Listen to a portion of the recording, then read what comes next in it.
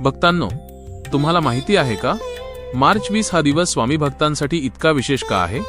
हा तो दिवस आहे ज्या दिवशी अक्कलकोटचे महान संत श्री स्वामी समर्थ महाराज भक्तांसाठी प्रकट झाले आणि तेव्हापासून लाखो भक्तांच्या जीवनात आशा, श्रद्धा आणि विश्वास निर्माण झाला.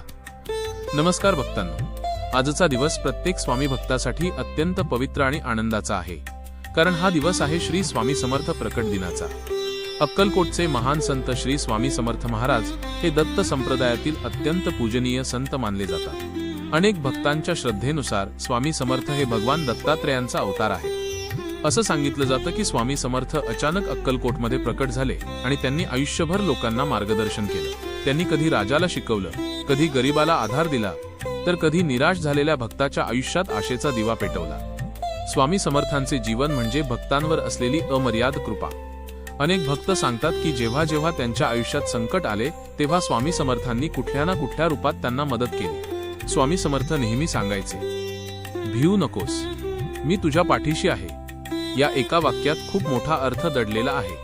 याचा अर्थ असा की भक्तांनो, जीवनात कितीही अडचणी आल्या, कितीही संकटे आली तरी घाबरू नका. जर तुमचा विश्वास खरा असेल आणि तुमच्या मनात श्रद्धा असेल तर देव नेहमी तुमच्या पाठीशी उभा असतो. स्वामी समर्थांची शिकवण खूप सोपी आणि जीवनाला दिशा देणारी आहे. ते सांगायचे, सत्याचा मार्ग कधी सोडू नका, कोणाचं वाईट करू नका, गरजू लोकांना मदत करा, देवावर पूर्ण विश्वास ठेवा आणि अहंकार कधी मनात ठेवू नका. असं म्हणतात की अक्कलकोटमध्ये आजही स्वामी समर्थांची कृपा अनुभवायला मिळते. हजारो भक्त तिथे जाऊन प्रार्थना करतात आणि मनःशांती अनुभवतात.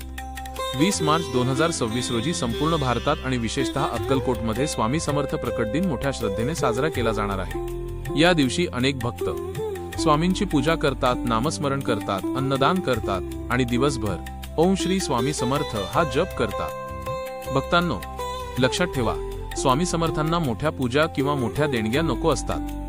त्यांना हवी असते ती फक्त तुमच्या मनातील खरी श्रद्धा आणि विश्वास. जर तुमच्या मनात स्वामींचं नाव आहे, तुमच्या मनात चांगुलपणा आहे आणि तुम्ही इतरांच्या भल्यासाठी विचार करता, तर समजा स्वामी समर्थांची कृपा तुमच्यावर नक्की आहे.